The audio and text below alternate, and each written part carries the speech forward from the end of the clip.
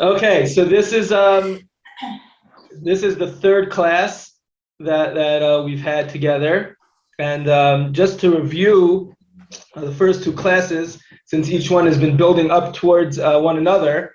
We mentioned that the goal in a real relationship is to achieve unity. It's to try to become one item, one object, one person with the other person in your relationship. And the first step, the first week, we spoke about sharing. We spoke about 3 steps of sharing, 3 levels of sharing that allow us to bring the other person into our lives, make them feel a partner in our lives, and us allowing the other person to share, even if we might not be interested in what they're talking about, right? But it allows us to connect, to become one through sharing. Then we spoke about, in the second class, we spoke about growing together. As each of us have different life experiences and different emotional experiences, we want to grow together with the person that we want to have a relationship with.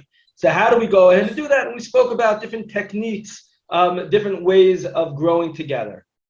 Okay, the technique and the issue, the bad way of growing together is what I want to speak about today, and it's the final in the final class of the series, and is actually the last resort of anything that we ever want to do. You can hear me? We're okay? Yeah, okay. Yes. Okay. All right. So and that is criticism. Okay? Usually the go-to when you want to grow with someone, or really you want someone else to change with you, is you criticize them. I am working on my speech. That was an example that we gave last time. I'm working on becoming more sensitive. I'm working on living a certain type of a lifestyle.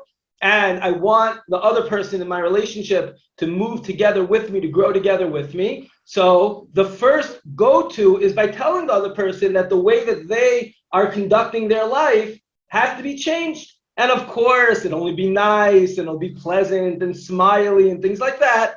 But when you take away all the fluff, that is what we call criticism.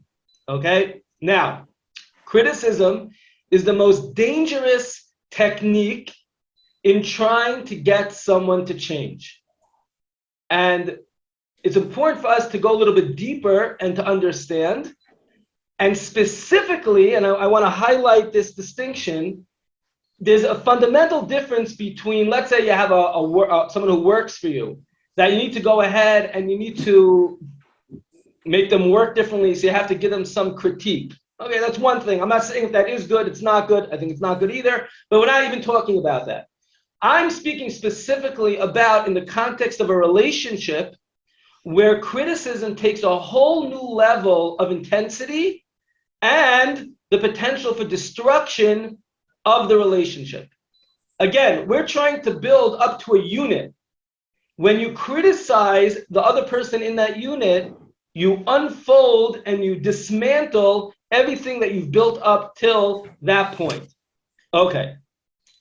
Now let's get a little bit deeper and understand this so that we could, sometimes people scream, don't criticize, never criticize. That's what, forget that. Let's try to actually understand it and appreciate it so we could find out what to do and how to do it, okay?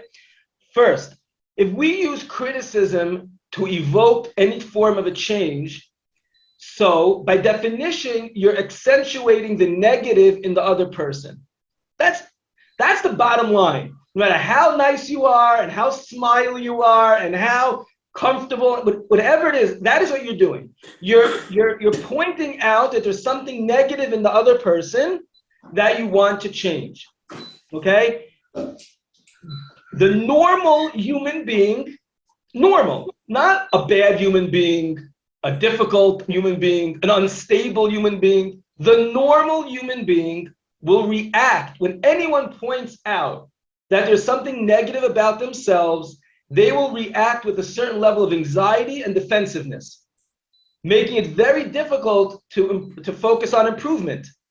Last week, if you remember, we spoke about how you have to see the good in the other person. You have to see how essentially their essence is good, and all their mistakes, they drove the car into the tree, they did this, they did that, with all those things, as grave as they were and as horrible as they were, We're external, superficial to who they are in their essence, in their core. When you go ahead and you say the way you speak is bad, and you have to change that, or the way you drive is bad, etc., you're highlighting something negative about that person. When I feel that you're pointing out something negative about me, the initial normal, healthy mechanism that is created by the normal human being is a wall. I don't want to hear from you. I get nervous. I get defensive. I make excuses. I try to wiggle my way out. I try to blame someone else. That is normal. Doesn't mean you're a bad person. That doesn't mean that you're, you can't be a man. No, it means that you're normal. Okay, that is what normally happens. So we have to realize if we are going to bring out criticism, we're going to criticize someone else, which means that we are accentuating the negative in the other person. That is going to be the initial response. And the chances of that person improving is very, very, very close to zero. Very close to zero. So what's your goal? When you're criticizing, what's your goal?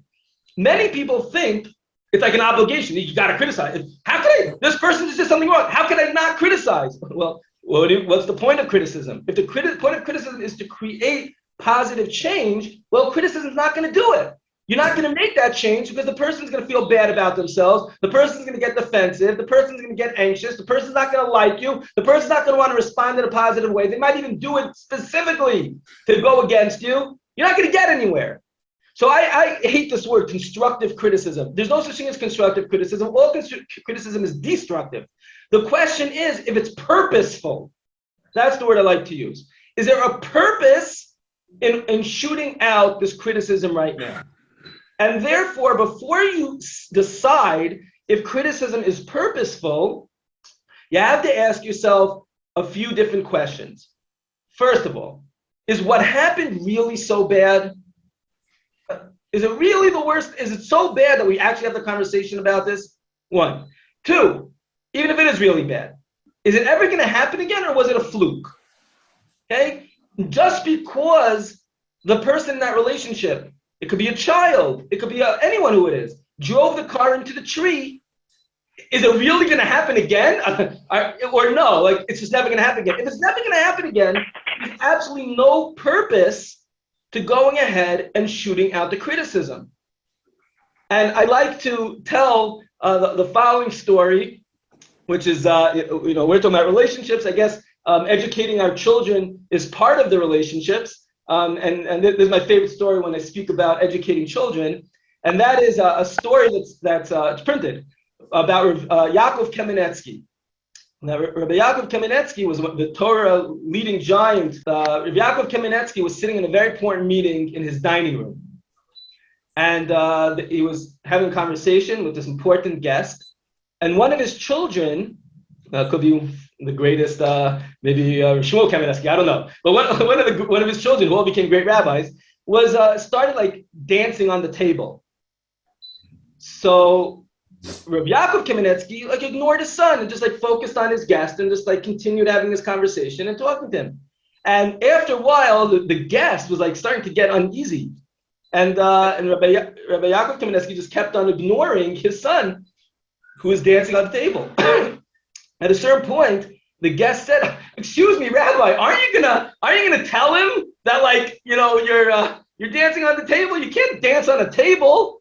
So he said to his guest, he said, "Look, if it's disturbing you, I'm happy to tell him to stop. But if it's just in order because you're not allowed to dance on a table and I have to educate my child to make sure he doesn't dance on a table, that's not called education. Because I really don't think in the future my son is going to be a table dancer, and therefore there's no reason to educate him now about dancing on the table." And that's just a very important idea about chinuch, about education, where chinuch, the proper translation of chinuch is not education, it's inauguration. It's about setting up a foundation for the future. And therefore, anything that we tell our children is important only if it's setting up the foundations for a healthy, successful behavior in the future. But it's not what people think that, oh, he's doing something wrong, I gotta say something. You don't think, do you have to say something or not? If you say something, that is called criticism. It's highlighting any issue that you might be having with them or any issue about them, and that is going to have negative effects.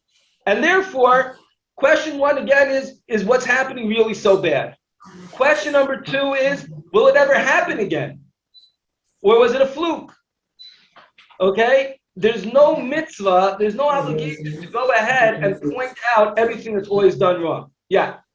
So I have a question. Yeah. What about, like, you're talking about criticism in the here and now. The kid is jumping on the table, you don't say anything. You know, your friend insults you, you don't say, that's a very demeaning way to speak to me. You're in the here and now, you're saying, why criticize? You don't have a really nice way of speaking. But what about if you're looking forward for a future better relationship? I want to have a really good relationship with you, and this is something that really bothers me about what you're doing. How you can't criticize that? No, okay, so again, so you're saying that you already answered both questions. You answered question number one, saying, this is bad. This is something that disturbs me. This is something that makes me feel uncomfortable and I want to improve it for our relationship. And two, I think this will happen again, right? They will do this again. But I'm saying I'm trying to build it up in step by step. We'll get there. What happens if the answer is yes to those questions, okay? But the first step is we always have to ask ourselves, unfortunately, human nature is that if something goes wrong, we believe that we have to respond to that right away. What I'm trying to highlight is that is incorrect. If it's not, there's no obligation to go ahead and point out even sometimes crazy things, unless it's going to be purposeful. How would it be purposeful? If it's something that's really bad, or if it's going to happen again. If it's not going to happen again, you know it's not going to happen again. But even if you don't say a word, it's not going to happen again. So exactly why are you bringing it up? What's the purpose of bringing this up right now?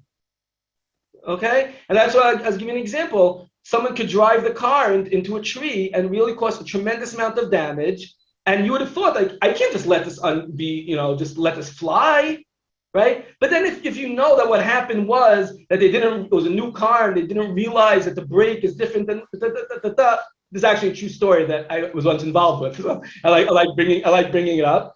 And I have to explain to the husband, like, she's never going to drive the car into the tree again. It was a complete accident that it was a fluke. So you don't have to have a conversation with her, and you don't have to talk to her about how money is so important. And you don't have to tell her about how she has to take care of our stuff because she takes care of everything else, and this was a fluke. So we have to get out of that mindset that the second something happens wrong, there has to be a response to it. That's not true. The only time we ever want a response if we're going to get somewhere in the future, and it is purposeful. That is the key. That is the key word. Okay.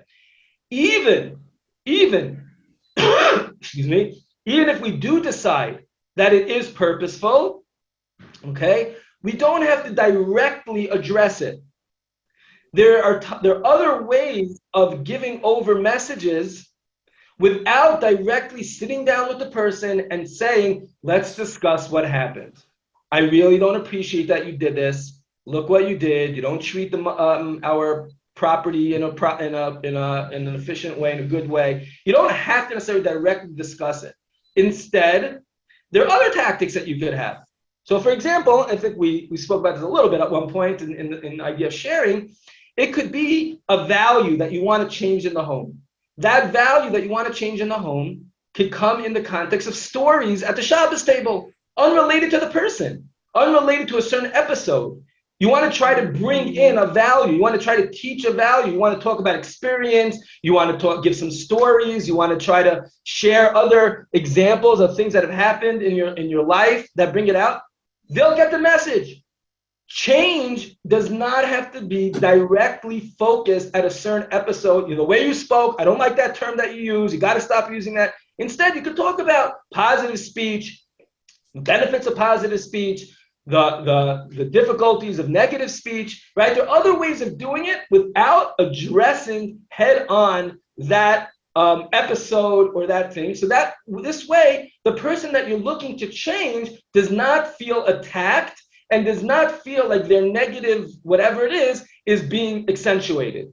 Again, the goal is that that person changes. If the goal is that person changes, you want to do everything possibly to allow that change to occur instead of stabbing them with that negative criticism that will not allow for that change. Okay? So again, the first thing we said was, you got to ask yourself, was it so bad? 2, will this ever happen again, or was it a fluke? If you feel that something does have to change, so step 1 is indirect bringing in of this value, bringing in stories when you have the opportunity. When the person speaks in a positive way, you highlight that, you praise that, so they see that that's a value that's important to you, and then change starts to happen in the home. Okay, but if those don't work, the indirect doesn't work, and now it's important to go ahead and speak directly about something that has occurred. So the Gemara, the Talmud, actually tells us the key of how to do it, and I'd like to take that deeper as well. The Talmud tells us that the left hand has to push away, but the right hand has to draw close. The left hand pushes away, the right hand draws close. And the ancient commentators on the Talmud explain, what does it mean the left hand pushes away, the right hand close? What that means is the right hand is usually assumed to be the dominant hand. And the dominant hand always has to pull close, meaning there has to be much more encouragement and positivity than the left hand pushing away. There has to be, in the balance of the conversation that I'm having with you, again, let's say I'm trying to criticize you, there has to be way more of the right hand, way more of the positivity, of the bringing close, and much less of the pushing away. Now, what does that mean? So I'm going to tell you how WikiHow tells you to do it. And WikiHow is the Bible of everything. And then we're going to show why that's the worst thing that you could ever do. Okay? So WikiHow says as follows. WikiHow knew this Talmud, I guess, and knew that you have to have an overabundance of bringing close and very little pushing away. How do I do that? So they created something called the compliment sandwich. Has anyone here ever heard of the compliment sandwich? That sounds yummy. Sorry, did you hear that? Yeah. You heard of it? Compliment sandwich, yummy. Yeah. Okay, so let's discuss it and analyze it. And let's take apart the sandwich. Okay, so the compliment sandwich goes as follows. WikiHow tells you 6 steps. Step number 1, decide where the person has to improve. Step number 2, think of something related that he or she does well. For instance, if an employee is always late, try highlighting how he gets straight to work once he arrives, or how he volunteers to stay late after hours. Something positive. 3, choose another loosely related strength to remark on. Okay, now you're ready to go. Step 4, deliver the first compliment. Hey, John, already hard at work? Wow, you just got here and you're already hard at work. Compliment number 1. Step 5, state where you'd like to see improvement. It's almost 9:50 though. You've been late a lot recently. Maybe you need to find a way to miss that morning traffic. So that's your criticism, that the person is late. And step 6, finish with the last compliment. Oh, by the way, your car looks fantastic. Okay, so this is how WikiHow says that you should balance the more of the right hand, close, bringing close, versus the amount of pushing away. Compliment, criticism in the middle.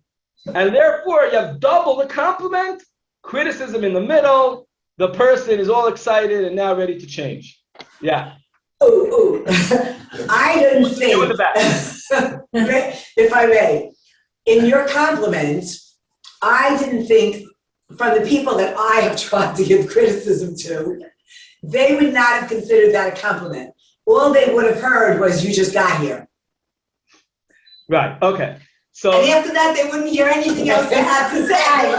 Or maybe that's just the people I know. You know, you may know people, but from the people that I would give that to, that first one was, they would have just heard that you just got here as, very good. Now, I would like, I'm going to highlight that, but I want to point out that it's even worse than that. Because any person, if they have a half a brain, when they hear that, no matter how good your first compliment is, maybe it's better than this joke that WikiHow does, right? Maybe you'll find something good. No matter how good it's going to be, the second they hear the criticism, they're going to realize that the whole thing was a setup and it wasn't genuine. Okay, and it wasn't genuine, and then it's even worse, because basically you made the person feel good for a second, and then the person realizes, whoa, he didn't mean that. So now you feel even worse than beforehand. Okay? So that's why, that's why this is actually a disaster. It's a horrible method. It's a horrible, horrible method. People use it all the time. It's like famous. Like this, everyone knows this is what you have to do. It's extremely, extremely destructive. And especially in a relationship, it's very hurtful, and it's very hard to ever bounce out of that, because anything you ever say in the future, maybe you're not genuine. Maybe you're going to take this because you're going to deliver a blow a little later. Okay? So sandwich is no good. No good, bad. Yucky, it's a cheeseburger sandwich. Too many calories. Okay. Too much trait. Okay. Okay. Now I want to highlight again one important point before we go into what has to get done, which is going to be a little bit difficult, but we'll get there. Okay. We can't forget, what is our goal? I'm sorry for repeating this again, but if this is the only thing we take out, it's worth it, okay? And that is, whatever we're trying to do over here has to be purposeful. Purposeful means that there's going to be a change. Purposeful does not mean that I'm venting and I'm getting off my anger or my stress. You wanna vent, you wanna get it off your chest. Speak to your friend, speak to someone else. It's not to the person that you're trying to change, because that's not going to work. Okay? Don't forget that. That's our goal here. Our goal is to be purposeful, which means that the other person is going to have to change, which means that the other person is going to have to believe in themselves that they are able to change.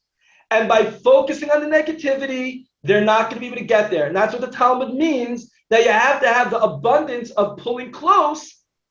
Because when you have an abundance of pulling close, and the person feels close to you, the person feels the love, the person feels that you believe in them, that energizes them and gives them the materials that they need to be able to grow and change and develop to where you want to get them to.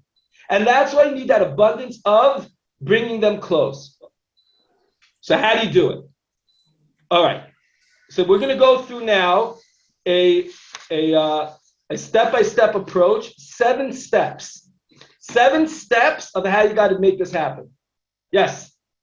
Just before you start the 7 steps, I'm just curious, since if you come to the conclusion that you're not capable of doing it in a purposeful way, or that the person is just never going to be receptive no matter how purposeful you try to make it, then you should just resign to how that person should be that way. Like there's no out to this. Correct. That's true. Because you have to realize, you have to always think, and I'm sure we all could, I don't know if you all can, I think a lot of us could remember an example of a time that we actually tried to address something, and after a lot of drama, we said, the whole thing wasn't even worth it. Got absolutely nowhere, and on the contrary, we're worse off than we were in the beginning. Yeah. That's what we always have to think. But unfortunately, that's not the way that our initial way of thinking. We always think we got to deal with this episode. We look at the episode in a vacuum, and we feel we got to rectify it, fix it, and move it forward. And we got to check it off that we did it. It's not true. In the overall bigger picture, maybe there is an issue. Maybe not everything is perfect, and maybe there's an issue that I'm going to have to learn to live with. But I'd rather feel that the person likes me, cares about me, respects me, and doesn't double think what I think about them. That is much more beneficial than them always walking around with the lack of confidence in what I feel about them, right? That feeling itself is a very negative feeling, and it takes a very long time to get out of that.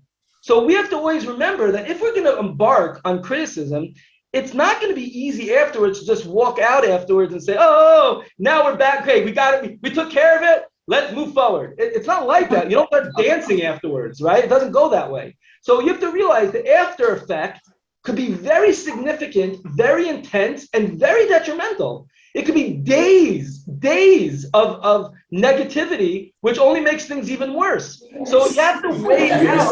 Decades. Decades. Something wrong, some real here. Sorry. Sounds like you know what I'm talking about. What if you feel that by not giving your criticism, your relationship is like kind of superficial because it's not real?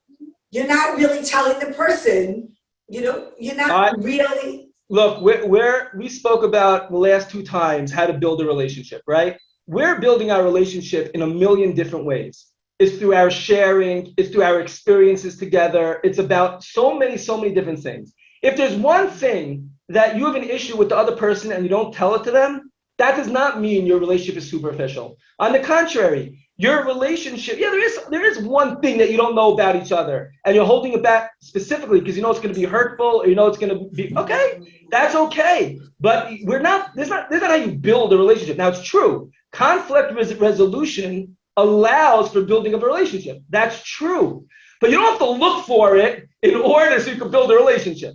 So it's fine. It's fine. Again, if the negative is going to be worse, if it's going to come out even stronger to hurt, so it's not worth to say, oh, but at least we're open and honest with each other. Well, yeah, open and honest, but I don't like you. Open and honest, and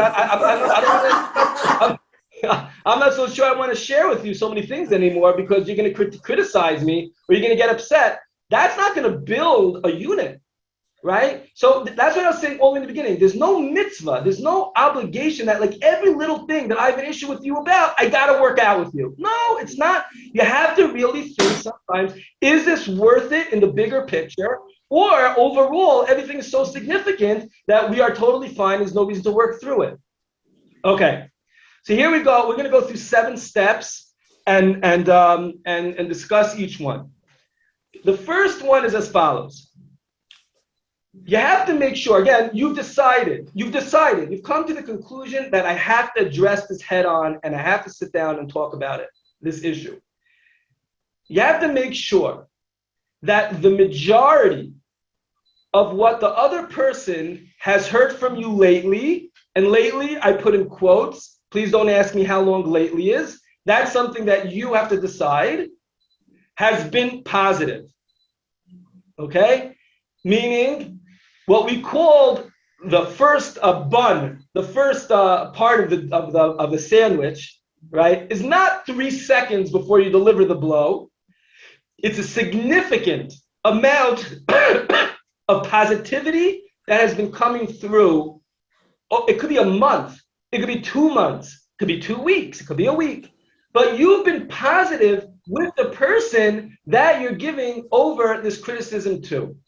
So that it's very much built with inside them that you love them, you believe in them, you appreciate them, and you're into them. That has to be very, very significant. How does that happen? It happens from daily expressions of love and appreciation. Every day, you're telling your spouse or your friend or your relative or whoever it is that you're in a relationship with, you are telling them something positive that you feel towards them. Now, there was once an exercise. Okay, this is a very hard thing to do. There was a rabbi named Rabbi Chaim Shmulevitz, who was the leader of the Mir Yeshiva in Jerusalem. And he used to have a group of men, married men, that they used to work on techniques that they could become better husbands. So he once gave, and there were exercises. So he once gave them an exercise. The exercise was that every single day, they have to think about 10 new positive traits about their wife. Okay? So it sounds easy. Yeah, 10 new things. It's amazing. She's nice, she's pretty, she's a good mother, she makes good food, she's this, she's that. 10 things. It's pretty easy, right? Okay. If anyone, we're not going to do this right now, we don't have so much time. But if anyone could do 20, I'd be surprised. So after a while, someone else took on this idea and said, forget 10 every day. Do 1 every day. 1 every day. After 2.5 weeks, the group of men had nothing to say anymore. What else is there to say? So I'd like to point out a very important distinction in expression of appreciation and love. And that is there's something what I call Hallmark greetings, right? You go to the card store and you buy a card. And the card says, right, you're the best mother. You're the best wife. You are this, you are this. It's the same thing, just different pictures and different things, right? And you can give it to everyone and it applies to everyone. And, some spouses give the card and say, love, David at the end. Okay. And they think that that's it. And anyone who receives a card that was bought in Hallmark that just says love and the other person name in it, throws it in the garbage in 2 seconds, right? Because a Hallmark greeting is worth nothing. That you could give, let's say 21 of those, and you have 3 weeks, 1 a day, you can nail it. But that is not what we're referring to. The Hebrew word to say thank you is todah. Todah means to say thank you. The word todah does not really mean to say thank you. The word todah also means to admit and acknowledge. It's actually really what it means. For example, in our Shmona Esrei, when we say modim anachnu lach, what we mean to say is that we admit and acknowledge Sha'atahu Hashem Elokeinu, that you are God. Admitting and acknowledging sometimes comes out as a thank you. When I say thank you to you, it's not just etiquette. Thank you really means I admit and acknowledge that I was lacking something and you were the one who gave it to me. That is what thank you actually means. It's much deeper than just, good character trait, good etiquette. Todah means to admit and acknowledge. That means that you're starting to admit very basic things that happen. It's not a thank you did something for me. I notice that you're so organized. I notice that you pay the bills on time. I notice that you thought about me today. It's acknowledging certain behaviors that the other person did for you. It's not necessarily something you go around thanking someone for, but it's admitting and acknowledging. And the more you start to become specific, the more the other person appreciates what it is that you went ahead and did and said to them.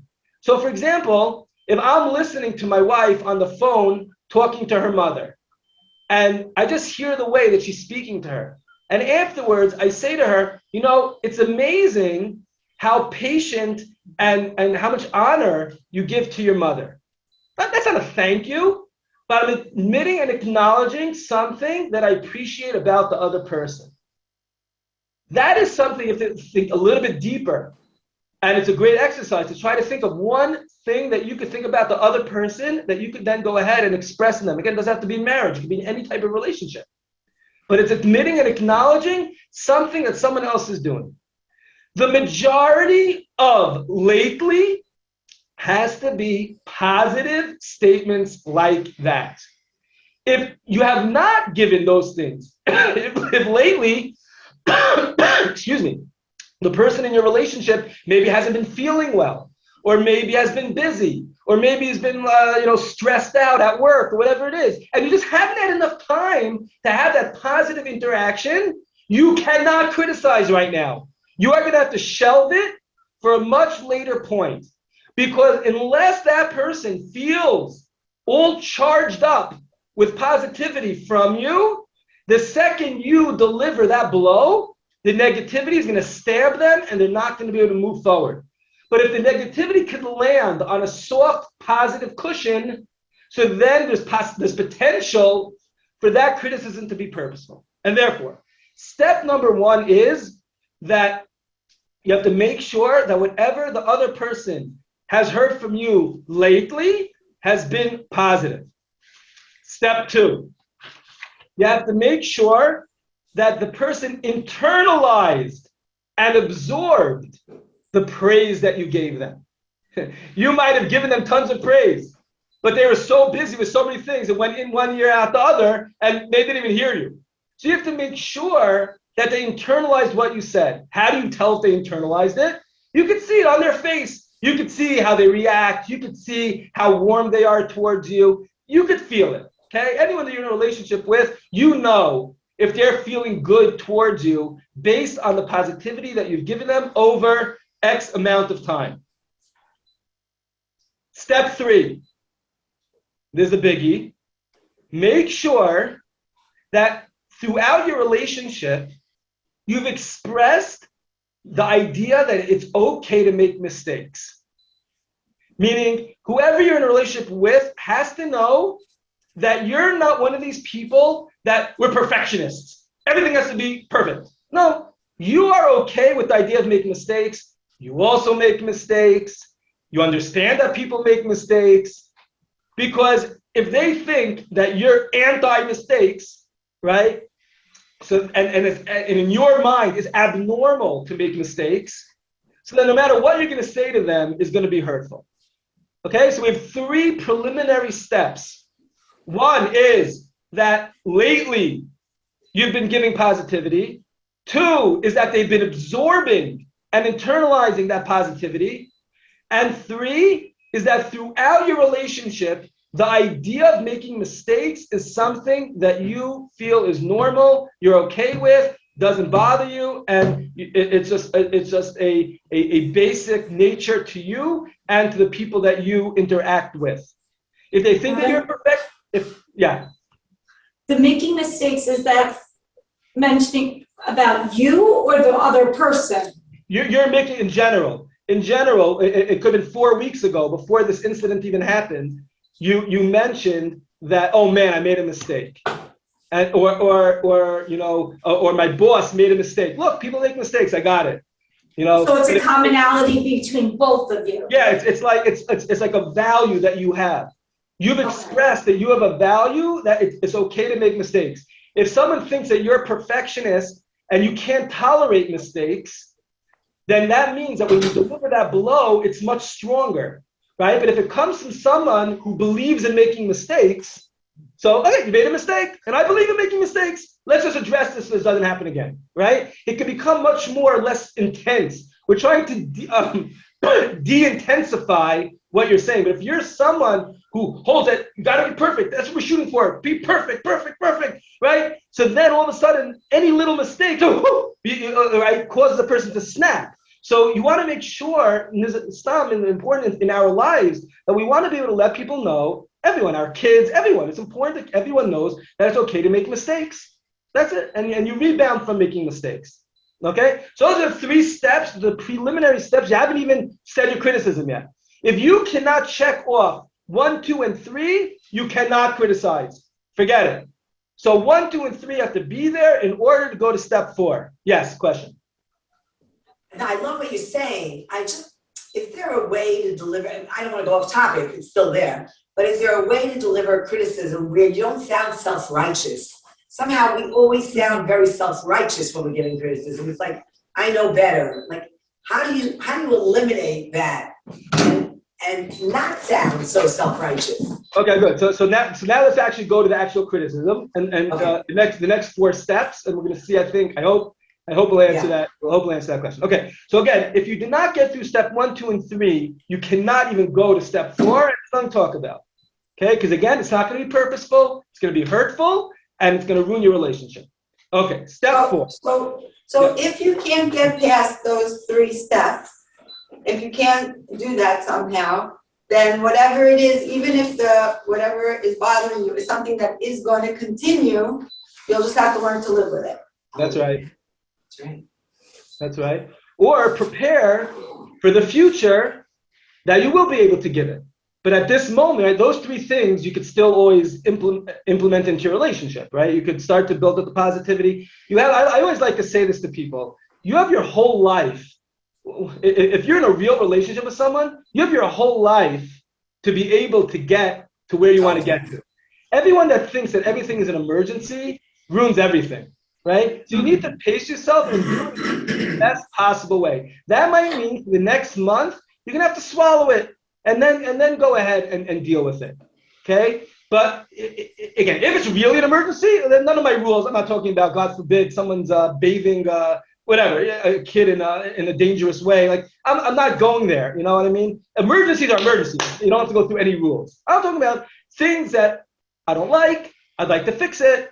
I don't like that my wife always makes chicken. I don't like chicken at all. You know, like okay, so you got to go ahead and you have to pace yourself. You have to pace yourself in a way that we could go ahead and deal with those things as opposed to addressing it all the time. So step 1, 2, and 3, you could always do. You might have to shelve it for a little bit of time until you're ready to get going. Okay. Step 4, we're ready now to deliver the critique. You have to choose your words very carefully, not on the spot. Take as long as you need. Again, the words that you're going to use are going to have a very big difference in how they're received and how badly it's going to hurt, because it will hurt a little bit. So you have to choose your words carefully and take your time. What I have found is that in the interim, as someone is preparing their words of how they're going to say it, they actually end up never delivering the critique. Because usually when you feel that emergency, that need, a lot of it is when things are emotional by you and it's quick after the incident. When you actually take some time to think about how am I going to say it, what's the best setting to say it in, what words am I going to use? So often we might say, you know what, forget the whole thing. It's not worth it. Let's move on. Okay? So step 4, which is step 1 of the actual critique, is you have to choose your words carefully and take as much time as you need in order to go ahead and figure those out. Step 5, when you're delivering those words, don't raise your voice even slightly. Don't sound irritated, and of course, don't be irritated. If they feel that you're upset at them, so then that emotion, that energy is going to come over, and it's going to derail the whole purpose of the criticism. If they feel, though, like you took some time, you chilled out, and it's not really bothering you anymore, but you know that you would want to know from me that this, I don't like the chicken, you know, so I'm just telling you, like, I don't like the chicken, right? So if you say it in a way that it doesn't bother you, it's not intense by you, just like almost like a matter of fact type of a thing, so the other person will be able to receive that in a much better way. Number 6, don't look angry, bitter, annoyed, resentful, or disappointed.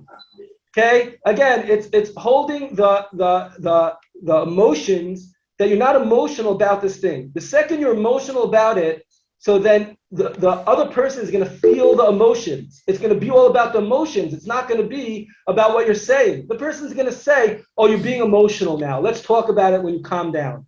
Oh, yeah. And that's the worst. When that person says that to you, you want to kill them, right? Like, I'm not being emotional. I am not being emotional. I'm being totally level-headed. This is what I feel. It just goes on and on and on. It's a huge blow up. It's a huge blow up. It's horrible, right? So you can't let the emotion get involved in the criticism.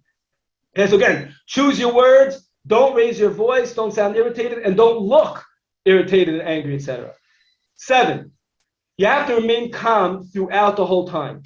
Okay, whoever you're having that conversation with is going to detect what's really going on beneath the surface. And the second they feel that you're angry at them, they're going to feel it's going to be devastating to them.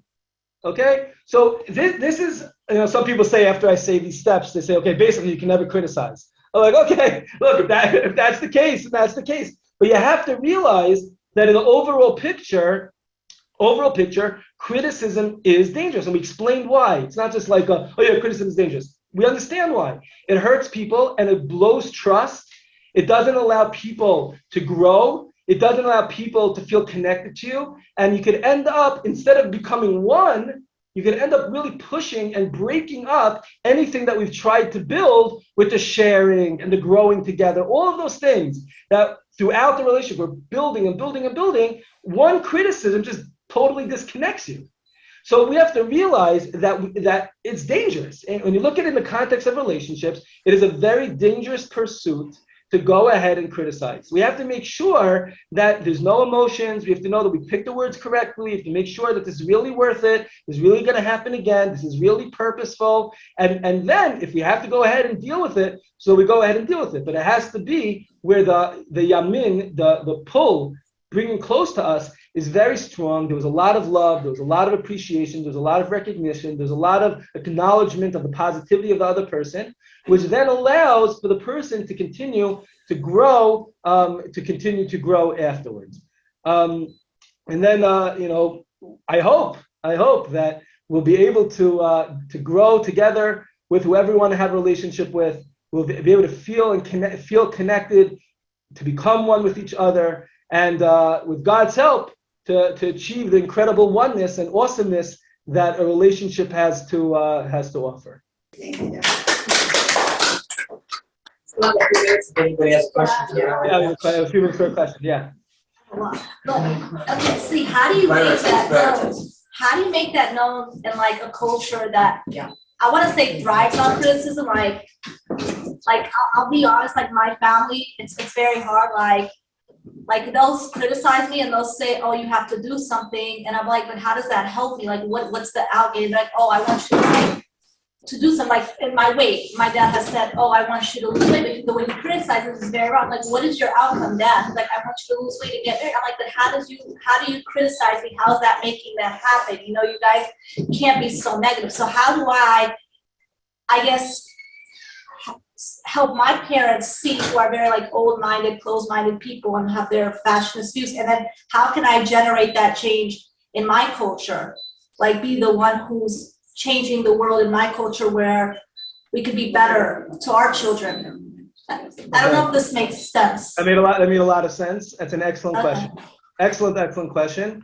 So I would say twofold. First of all, you learn from the relationship, in this case, you're saying with your parents, why criticism is not helpful and not a good thing. And therefore, please God, with your family, that could be a very clear value that you have. But that's not the way that I am going to educate. That's not the way that I'm going to develop change. That's not the way that I'm going to try to improve my children or my spouse or my friend.